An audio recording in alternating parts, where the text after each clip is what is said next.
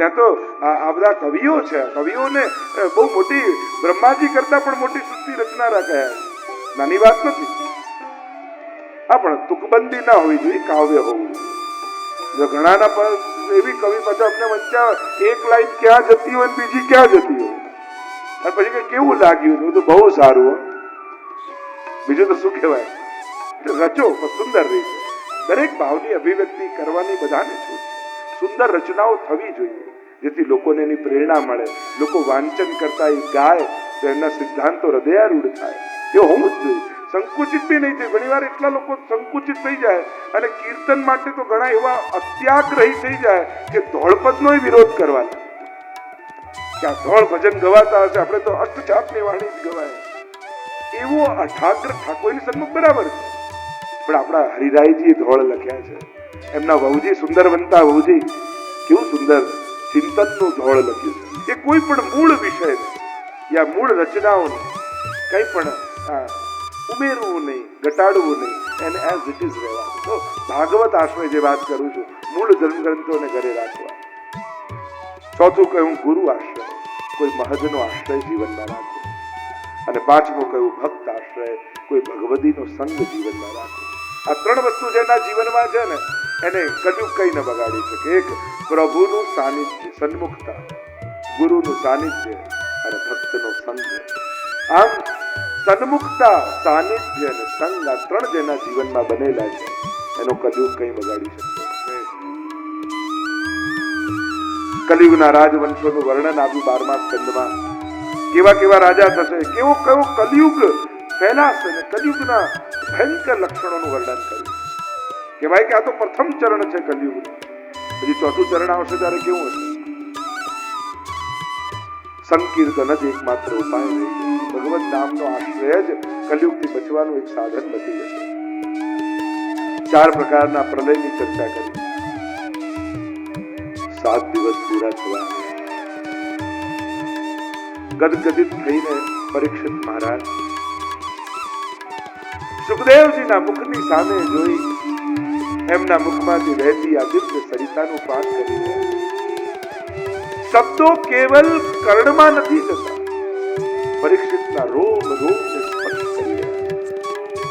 ચિત્ત આનંદથી વ્યાપ્ત થયું.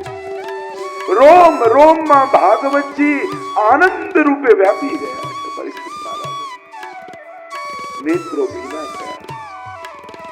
સુખદેવજી કહેવા લાગ્યા, મહારાજ 7 દિવસ પૂરા થવા આવ્યા છે. કોઈ પણ ઘડીએ તક્ષક આવતો હશે, તમને દંશ દેશે ને તમારું મૃત્યુ થઈ જશે. હજી કઈ બીજું સાંભળવું છે? બે હાથ જોડીને પરીક્ષિત મહારાજ સાષ્ટાંગ દંડવત પ્રણામ કર્યા છે. સિદ્ધોસ્મિ અનુગ્રહિતોસ્મિ. હે ગુરુદેવ, આપની કૃપાથી સિદ્ધ થયો છું, અનુગ્રહિત થયો છું. કોણ મરશે? અરે જેનો જન્મ થયો છે મરશે. આ દેહ પડશે. હું તો અજન્મા છું, હું તો અમર છું, હું તો શાશ્વત છું, હું તો આત્મા છું. ગુરુદેવ, હવે તો દેહ પણ બંધન લાગે. પક્ષી મોટું થયું ને પાંજરું નાનું પડે છે. તૂટી જવા દો આ ઘટને, જેથી ઘટાકાશ પટાકાશમાં લય થઈ જાય. મૃત્યુ પણ હવે તો મારા માટે મહોત્સવ હશે.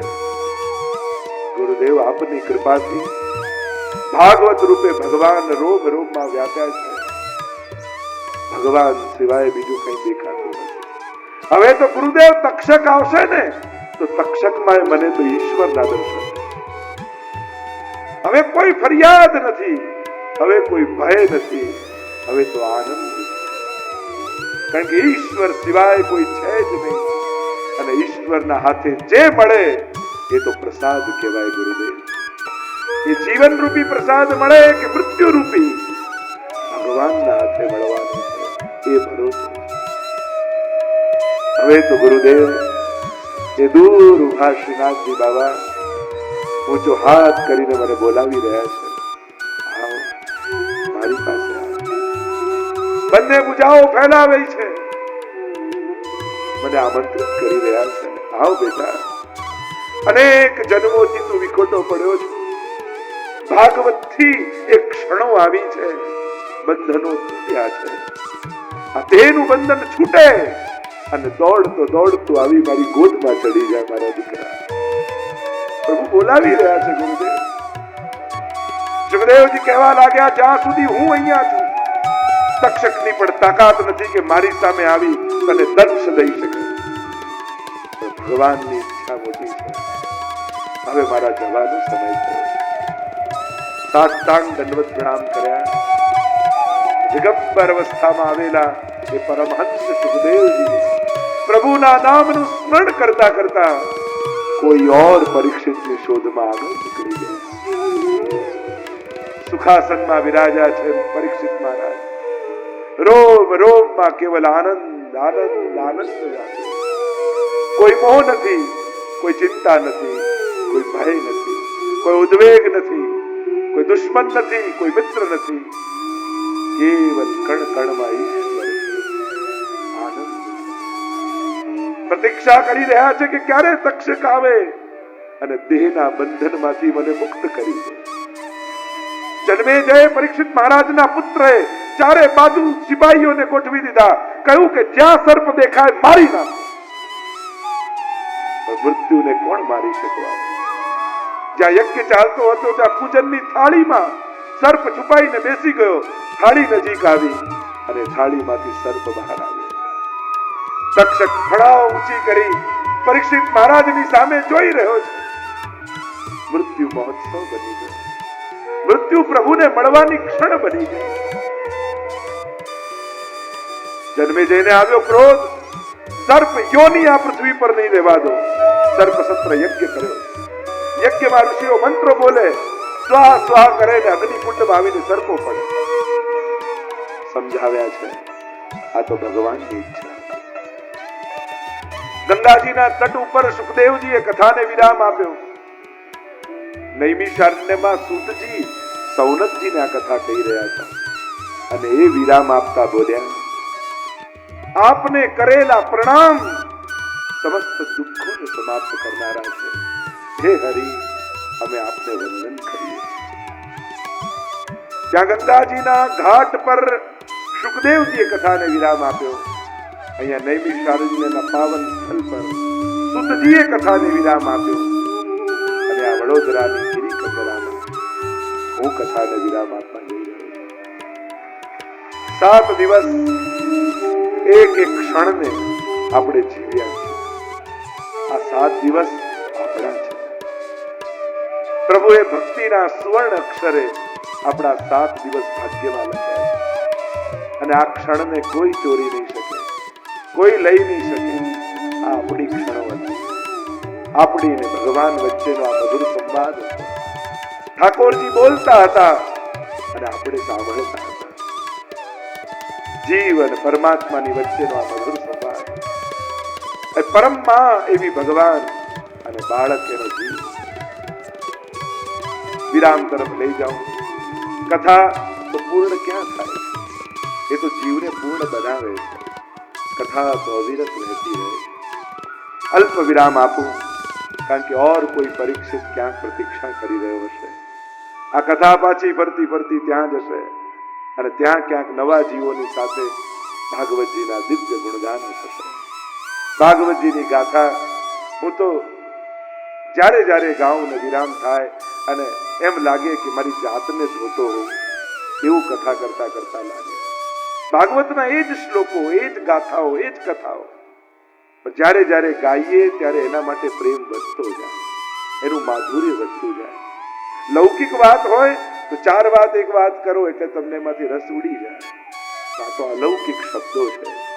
એનું જેટલી વાર ગાન કરો એટલું એનું માધુર્ય વધે. ધન્ય છે આ શાહ પરિવાર.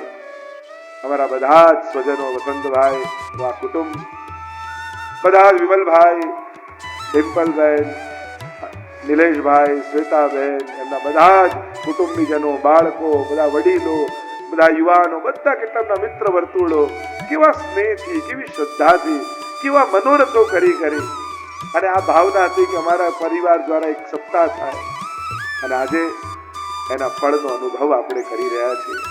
આચાર્ય પીઠ પરથી આ પરિવાર અને એના મિત્ર વર્તુળને આશીર્વાદ આપું છું કે તમારા કુટુંબમાં સદાય ભગવાનની ભક્તિ બની રહે. લૌકિક અલૌકિક ઠાકોરજી તમારા સઘળા મનોરથો પૂરા કરે એવા આચાર્ય પીઠ પરથી આશીર્વાદ આપું. જે લોકો શ્રવણ કરવા આવ્યા એ બધાને પણ મારા શુભકામના અને આશીર્વાદ. ભાગવત ભગવાન ચાર હાથથી તમારા ઉપર કૃપા કરતા રહે.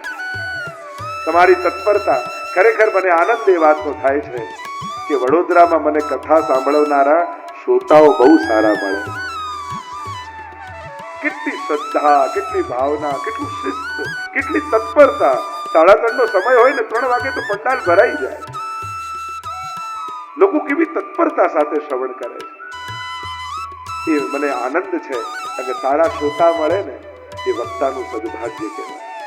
તો મારી જાતને હું ભાગ્યશાળી માનું છું, આનંદ અભિવ્યક્ત કરું છું. અમે તો બધા નિમિત્ત છીએ. આ તો મહાપ્રભુજીનું બળ છે. શ્રી વલ્લભ જ નિમિત્ત કરીને બોલાવે છે અને આપણા બધાના હૃદયમાં ભાવરૂપે સ્પર્શે છે. અમારા બધા પૂર્વજો ખાસ પિતૃચરણે આ પરિવારને આશીર્વાદ કહ્યા છે. આપ જરૂરી કારણથી પધારી નથી શક્યા. ખાસ મને કહ્યું છે કે મારા આશીર્વાદ આ પરિવારને કહેજો.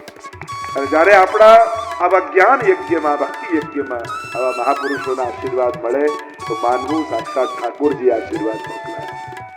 ખૂબ ખૂબ આશીર્વાદ કીધા છે. અને આ જે કાંઈ પણ અમે બોલીએ છીએ એ બધું પિતૃચરણના, માતૃચરણના આશીર્વાદ છે. એમની કૃપા થકી જ આ વાણી નીકળે છે અને આપ સુધી શ્રદ્ધા રૂપે પરિણમિત થાય છે. તો આ કથામાં વિરામ આપતા જેણે જેણે લોકોએ સાથ આપ્યા, આ બધાના નામ લેવા તો કદાચ ઝઘડા થાય. મેં જોયું યા મેં બોલ્યું એ ગૌણ છે, પણ તમારી સેવા ઠાકોરજીએ જોઈ છે એટલે પ્રભુ તો આશીર્વાદ મોકલાવી જ દેશે. એટલે પ્રભુ તો જુએ જ છે તમારી સેવાને, એને તો આશીર્વાદ આપે જ છે. અને આશીર્વાદ માંગવાના ન હોય, મેળવવાના હોય. અને તમે જે રીતે સેવા કરી છે તમારે માંગવાની જરૂર નથી, તમે આશીર્વાદ મેળવ્યા છે. એ રીતે ઉત્સાહપૂર્વક જે સપ્તાહ થઈ, યુવાનો, બાળકો બધા એટલા પ્રેમથી કથા સાંભળતા અને બધા વડીલો પણ એટલા સ્નેહથી, એટલા સૌહાર્દથી. એટલે આખું જે વાતાવરણ સ્નેહમય, આનંદમય. અને રોજ ઘરે પણ ઠાકોરજીના મનોરથો, સાંજે પણ જુદા જુદા સાંસ્કૃતિક કાર્યક્રમો અને આખા 7 દિવસ જાણે ઠાકોરજીના ગોદમાં રહ્યા હોય ને એવો આનંદ આપણે બધાએ માણ્યો. જેમ માની ખોળામાં દીકરાને, બાળકોને જેવો આનંદ આવે, જાણે શ્રીનાથજી ભાવે આપણને બધાને ગોદમાં લીધેલા, એવો આનંદ આપણે બધાએ માણ્યો છે. તો હવે આગળ બધાઈઓ તો મળતી રહેશે. આવતા વર્ષે પણ વડોદરામાં સપ્તાહ થશે, પણ ક્યાં અને ક્યારે એ તમને પછી જાણવા મળશે. તમારા ભાવિક બધા જ સ્વજનો, ભક્તો અને ખબર નહીં આ વિસ્તાર ઉપર વિશેષ કૃપા ઠાકોરજીએ કરી. તો આ વખતે પહેલી વાર આ વિસ્તારમાં આ કથા થઈ અને અહીંયાના લોકોને આ મહાપ્રસાદ લેવાનો અવસર મળ્યો. તો પ્રભુ નક્કી કરશે આવતા વર્ષે ક્યાં થશે, કયા વિષય સાથે થશે અને કઈ ડેટ હશે, એ હવે બસ ટૂંક સમયમાં ખબર પડશે. એટલે વડોદરાવાસીઓ તૈયાર રહેજો. આવતા વર્ષે પણ સાથે મળીને આનંદ કરીશું. મારી આ વાણીને વિરામ તરફ લઈ જાઉં. જે લોકોએ સાથ આપ્યા, સહકાર આપ્યા, અમારા બધા જ ખૂબ આત્મીયજનો અહીંયા રહે છે. અમારા ગિરીશભાઈ, દીપકભાઈ, બધા જ જે વર્ષોથી જેને ત્યાં અમે ઉતરતા આવ્યા છીએ, રહેતા આવ્યા છીએ. અને કેટલા લોકો, દીપેશભાઈ તો સદા કથા હોય એટલે પહેલા આગળ ને અમારે તો પહેલો ફોન કરવો પડે, દીપેશભાઈ કઈ રીતે કરવાનું છે, અને એવી બધી તૈયારીમાં લાગી જાય. તો બધા જે બધા સ્વજનો, બધા આત્મીયજનો છે, કેટલા લોકોના નામ લઉં, પણ એ બધાનો સાથ સદાય રહ્યો છે, એમનો સ્નેહ રહ્યો છે. અને આવો જ સ્નેહ સદાય બન્યો રહે એવી ઠાકોરજીના ચરણોમાં વિનંતી કરી અને મારી વાણીને વિરામ આપું છું.